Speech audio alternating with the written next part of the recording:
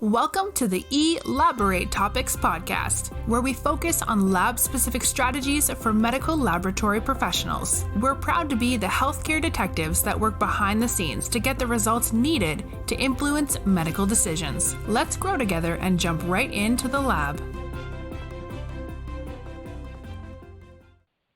Welcome back to another episode of the Elaborate Topics podcast.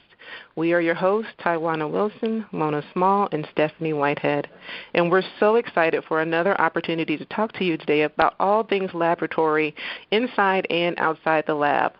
We really love giving all this information to our listeners, and we've got a great show prepared for you today. For those of you tuning in for the first time, our podcast, the Elaborate Topics podcast, is a weekly show where myself and my co-hosts bring you topics related to the laboratory and leadership to help you excel inside and outside of your profession. So let's get right into it because we've got some great information for you today. Before I get too far into it, be sure to like and share this episode and join us on our Elaborate Topics group on LinkedIn and follow each of us on our social media.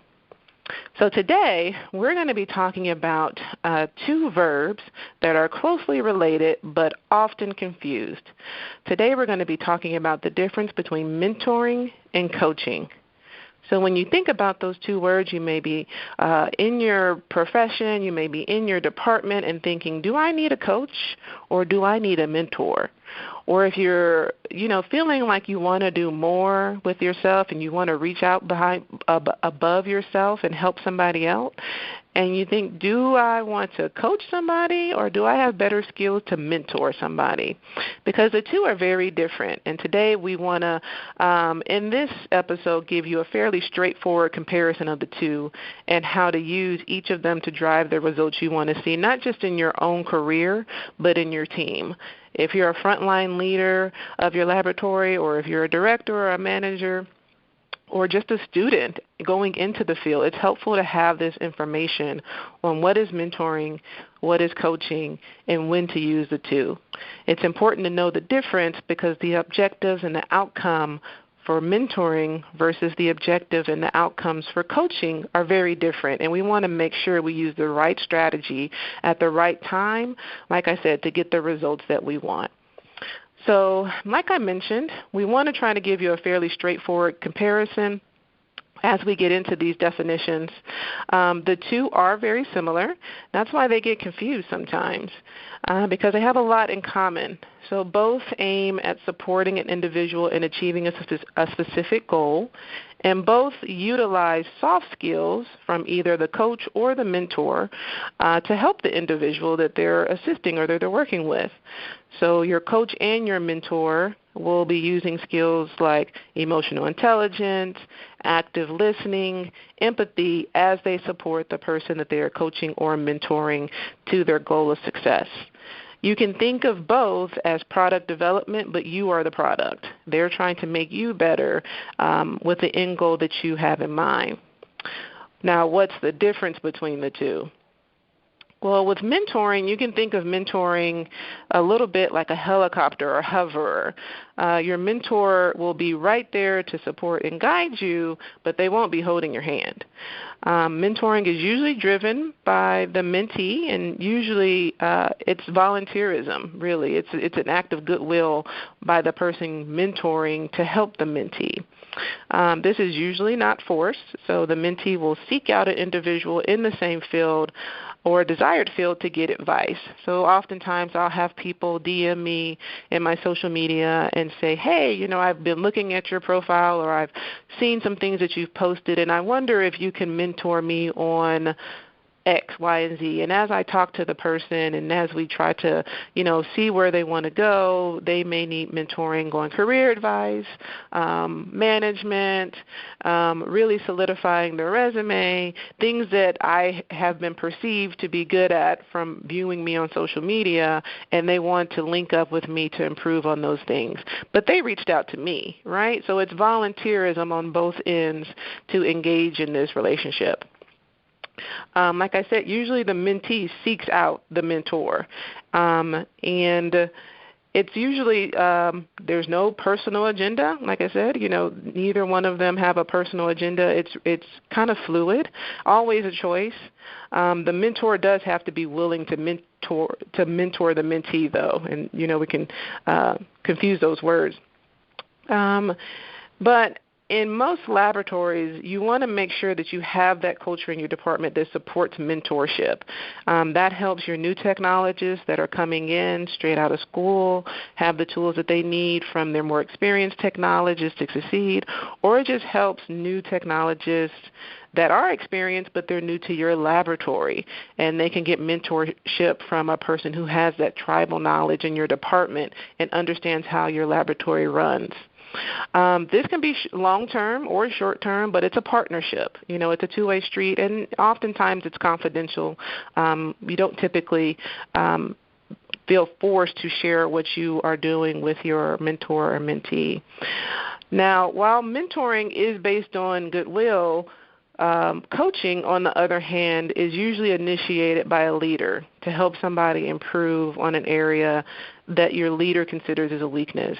So while mentorship is usually driven by the mentee, coaching is more hands-on, and it's driven by the coach. If you just think about sports, you got the coach, really leading what the players are doing in any game.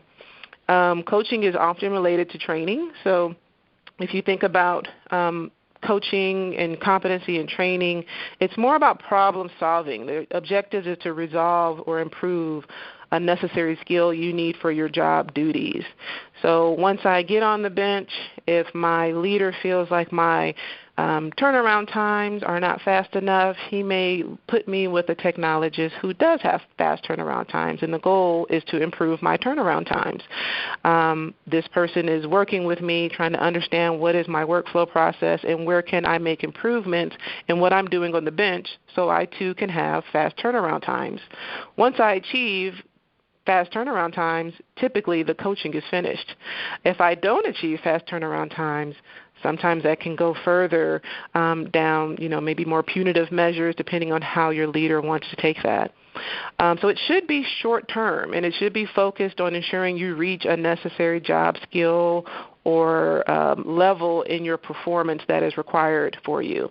And the plan is really towards success. It should be short-term, like I said, more about your performance and task-oriented. So your coach does have a personal agenda, whereas your mentor does not have a personal agenda. I found a good quote that helped really solidify the difference between the two. It was from an unknown author, but the quote says, "A coach has great questions for your answers, while a mentor has great answers for your questions." So very deep quote, but hopefully that helps drive the contrast and comparison of the two. So as we go more into this episode and we dive deeper into these two concepts of mentoring versus coaching, Tywauna is going to give us some fundamental thoughts to consider when we enter into the practice of mentoring, and Lona is going to dive deeper into the fundamentals of coaching. So ladies, take it away. Awesome. Well, you did a great job, Stephanie, of being able to lay the foundation. And you're right, there are fundamental differences between mentoring and coaching, but sometimes they are used interchangeably in our workplaces.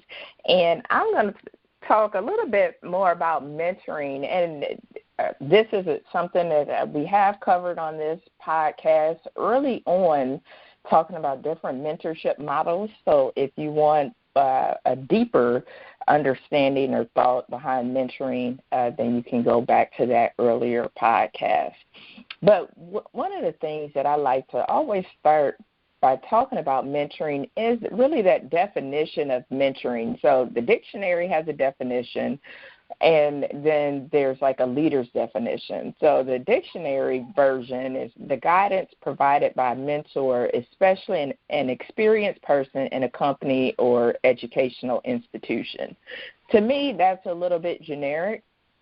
So I like more of the leader's definition that I'd read out of one of John C. Maxwell's books, and it talks about the empowerment provided by a leader that includes giving your influence to others with the purpose of investing in their lives so that they can reach the highest levels in their personal and organizational growth. And when I think about mentorship, it is really about the relationship, especially those mentoring relationships that really work well have been because the relationship really worked well. And so we learn best from mentoring by observing successful and unsuccessful models. And this happens because we're able to learn faster and more effectively from people that we respect and trust, which is all about relationships. If you respect somebody and trust somebody, you are more than likely going to apply the information that they are able to give you. And so I want to talk a little bit about some of the essential skills and behaviors that's kind of needed from the mentee and mentor perspective, especially as we think about that in the workplace. But from the mentee perspective, some of the essential skills that's needed for a great mentoring relationship is the ability to learn quickly. Your mentor is going to be sharing a lot of information with you from their personal experience, which is a difference of coaching. The mentors share a lot of personal experience. This is what I have done. This is my experience. And so with them sharing that information, the mentee having that ability to learn quickly, asking those right questions, following through with the information that's been shared with them, being able to take action, taking and accepting responsibility for the relationship. As Stephanie mentioned, the mentee typically solicits a mentor of their choice, a person they feel comfortable with. So being able to accept responsibility for the relationship and the outcome. Taking initiative. You know, people are busy. I don't know how many times, that we can say that, but people are busy, and being mindful of somebody's time. So taking that initiative to schedule time to meet with your mentor, what is it that you want to accomplish? And like we said before, having an active role in a mentor of your choice in that mentor selection. Because there are some opportunities that mentors, mentees are paired, and it's not the selection of the mentee. But most times, the mentee does select their mentor. And then there's some essential behaviors for the mentor. The mentor need to be inspiring.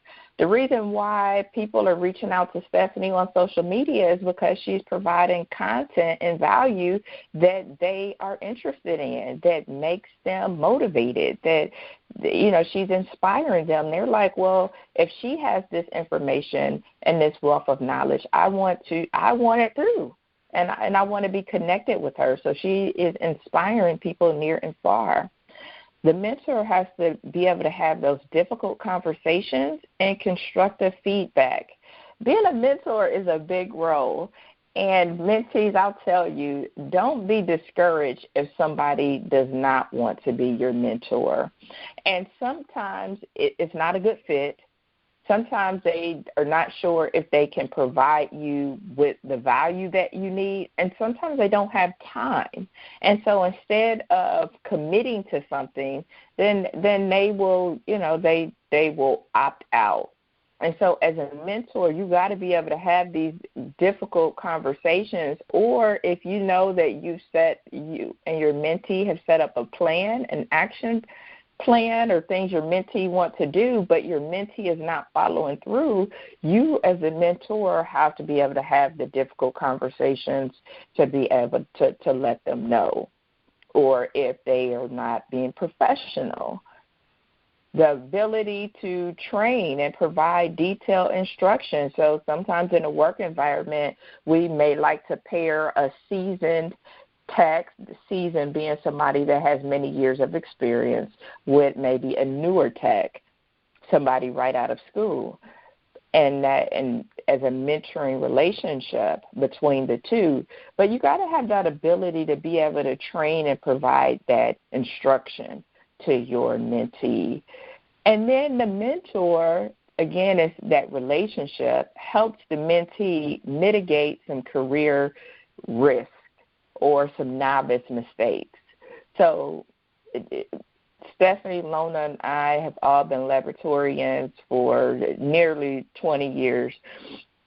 And we have seen some mistakes that have happened. We have made some mistakes over the years. And our role as mentors, and when we are working with our mentees, is helping our mentees who may be less experienced mitigate some of those risks.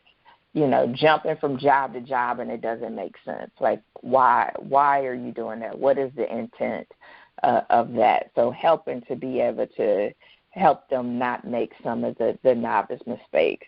And then there's some essential skills and tools needed from both parties of being able to contribute clear and concise goals, you know, for that relationship, being able to trust one another. Because think about it, if you don't trust somebody, you're not going to act on information that's shared from them. Being able to practice proactive listening is an essential skill that's going to be needed, whether you're a mentee or a mentor. And then having that positive attitude is going to be something that's going to be very necessary for both. And so the mentee definitely benefits from having a mentor. They're able to ask the questions and get the answers that they are seeking. They are able to reach out and shorten their learning curve. They're able to get that professional guidance that they need from somebody that they trust. And mentors tend to leverage their information, their access, and their influence for their mentee, depending on the relationship. Not all, but a lot of times you will see that in a mentoring, mentee-mentor relationship. And if you are a mentor or want to be a mentor, here's some things that I would challenge you to be able to answer and be able to say yes to. And then Lona will talk about the differences of coaching.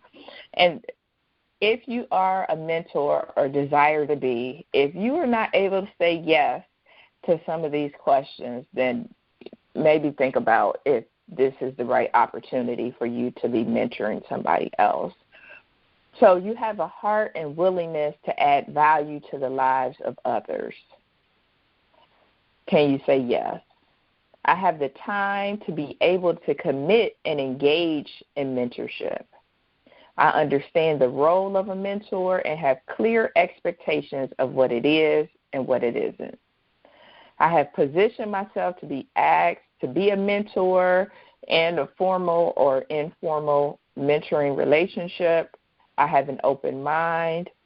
I feel comfortable giving constructive feedback in a respectful way. I promise to be an active listener.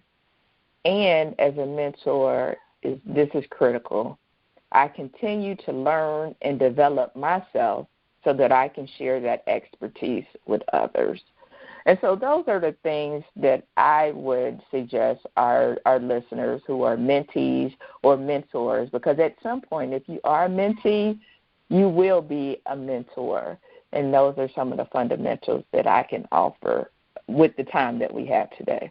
So, Lona, can you tell us a little bit about the coaching side, because I know you do a lot of work in this space. Yes, Tywauna and Stephanie, I think you did a great job at Stephanie differentiating mentorship from coaching, and Stephanie going into talking about mentors usually use their experience to help others to navigate through whatever goals that they're setting so that they probably avoid a lot of the mistakes that they made and reduce some of the time that they took to get to where they want to go.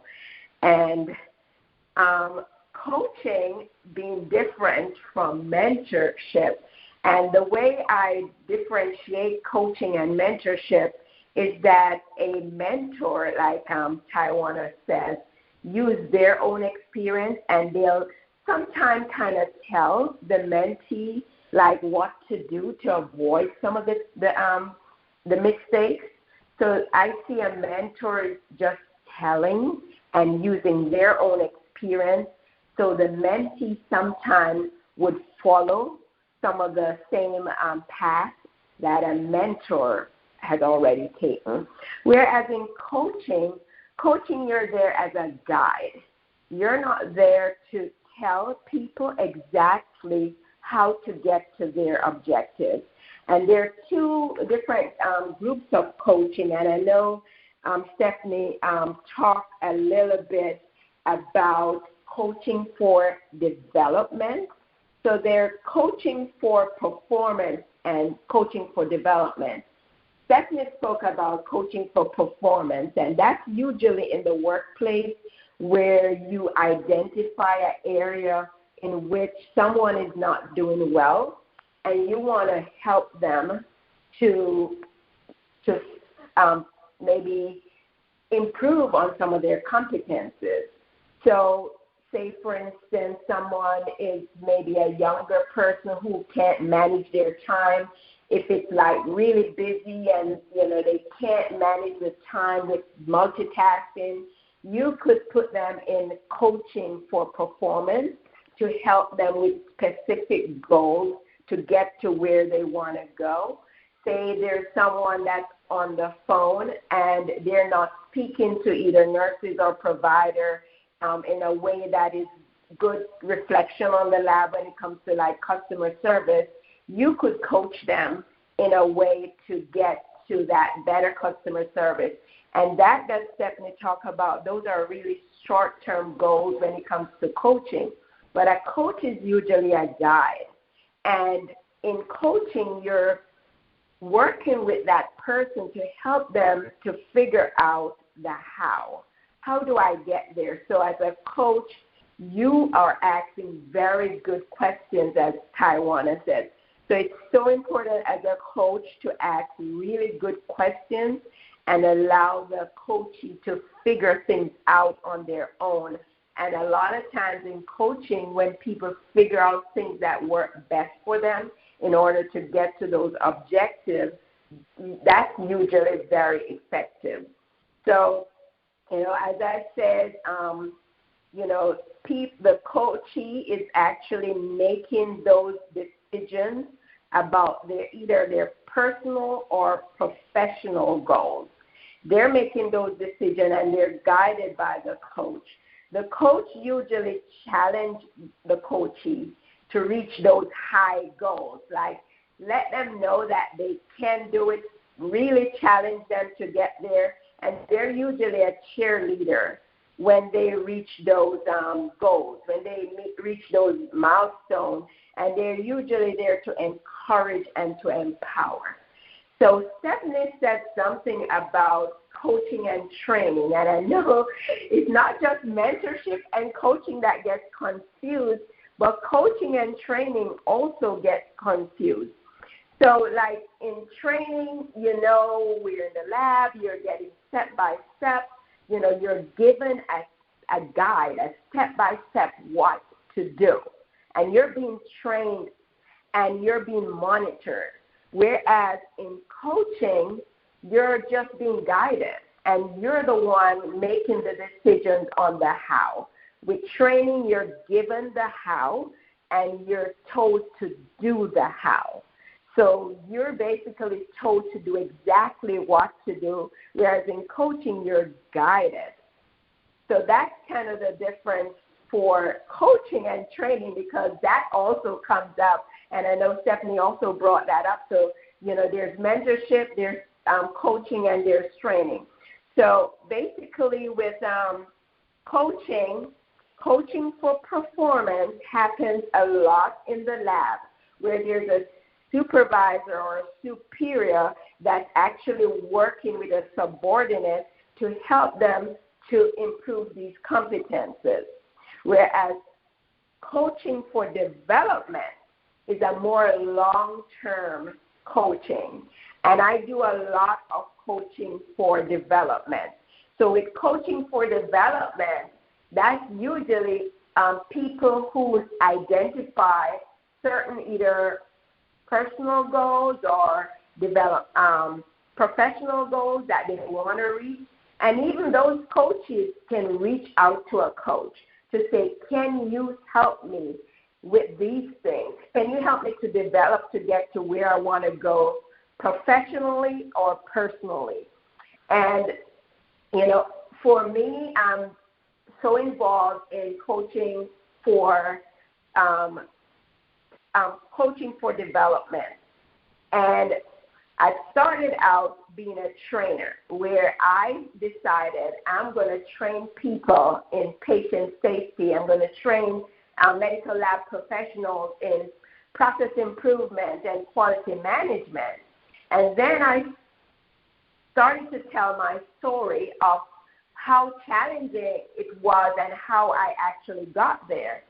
And then I started to get people coming to me and said, can you coach me to figure out what is it that I'm good at so I can reach my highest potential in the area of, finding a new skill to grow as a medical lab professional. And then I started coaching. So with coaching, I was able to guide people to able to figure out what is it that I'm really good at, what is it that I can identify with, so I can either get training later on in those areas. So with coaching, you're guiding people to figure out things for themselves. So I'm able to coach people right now to identify those things that they are passionate about, the things that they want to do, and then they can get training in those areas. So you guide someone to think through different scenarios, and then they decide on the steps that they will take.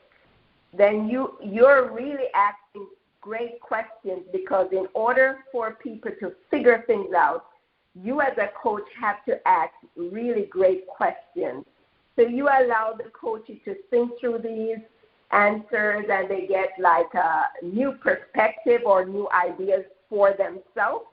And then you work with them to set these different milestones. So because coaching for development is long-term, you could have a 12-week period, you could have a 6-month period. So you set these different milestones and try to achieve them. So you're working with your coachee, and you hold the coachee accountable. So as a coach, you're always holding your coachee accountable to achieve these things that they set as their personal goals, to achieve these milestones. And then you're monitoring them for success as a coach. So you're a little bit hands-off as a coach when it comes to coaching for development. And you're working with your clients, and you provide them maybe with tools, but you're not actually you're not training, and you're not giving them the answer. They're developing the answer. And you celebrate success with your coachee. So, I know this is complex, but just remember there's 2 forms of coaching. Coaching for performance, which is very short-term. That happens a lot in the workplace, where you can set short-term goals to get certain competences, certain skills, and then there's coaching for development that may be more long-term, that a coachee may identify different areas in which they want to develop, and they work with a coach that will guide them through that. So, Tywauna, Stephanie, anything you want to add to coaching? I think you did an awesome job with that, Lona. Yes, you are right in that there is the coaching for development versus coaching for performance. And I know a lot of times in the workplace, at least in my scope of the world and in my labs, when the team hears coaching, they always think of it in a not so positive way. So that's that whole performance coaching, thinking about it as in a negative way. But if you have exposure to coaching outside of the lab, or as you reach higher levels of authority outside of the inside and outside of the lab, you realize that at some point in your career, you probably need both mentoring and coaching for development. I know in a lot of the hospitals, once you get to a certain level, some director levels, but definitely VP level and above, they have it where their employees have an executive coach so that they're able to give them the tools that they need to be successful in their role at that level. And I can say for me, I've had mentors, I've had coaches.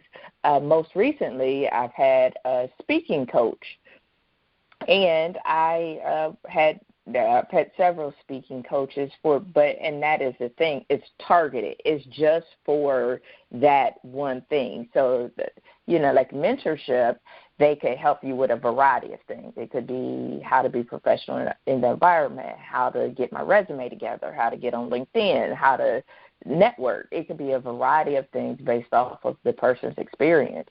But with coaching, you typically are going with a coach that has a specific skill set or target. And so as for me, with having the speaking coaches, it was for that reason. I want to be able to create more effective and engaging presentations. I want to be able to navigate the online virtual space, especially as we dealt with the pandemic. I want to be able to turn my speaking into multiple streams of income to be able to get my word out. I want to be able to be a better speaker, to be able to utilize that to leverage my business. And so in that speaking coaching agreement may be short or long term. So in that case, with my last speaking coach, it was, an 8-week kind of a program. And so I am telling the listeners this to say that at times of your career, and depending on where you are in your career, you probably will need a combination of mentorship, coaching, accountability partners in order to really advance in your career. So, and you might hear people that are coaching that are also incorporating some elements of mentoring as well, but that just depends. But those are my thoughts about it. But I think changing the dynamics, especially for lab people, when they hear coaching, there's something about when they hear coaching. When they hear mentoring is like, yes, I need that, yes. But when they hear coaching, it's like, yeah, I don't need that. And I think it's just because they are used to that dynamic of coaching for performance and not the coaching for development. So thank you, Lona and Stephanie, both for really giving some clarification around those.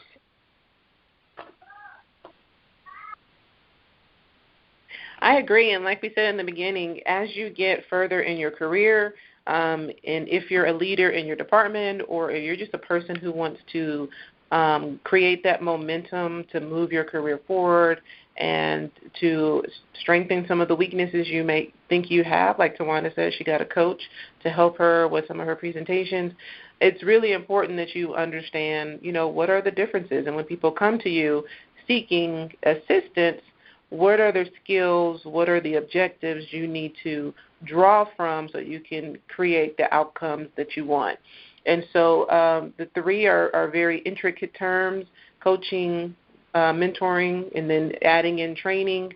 I think we could, talk about this and elaborate on all three of these and break these down even further for many more episodes. But I think hopefully we've given you just an initial tidbit of difference between the three.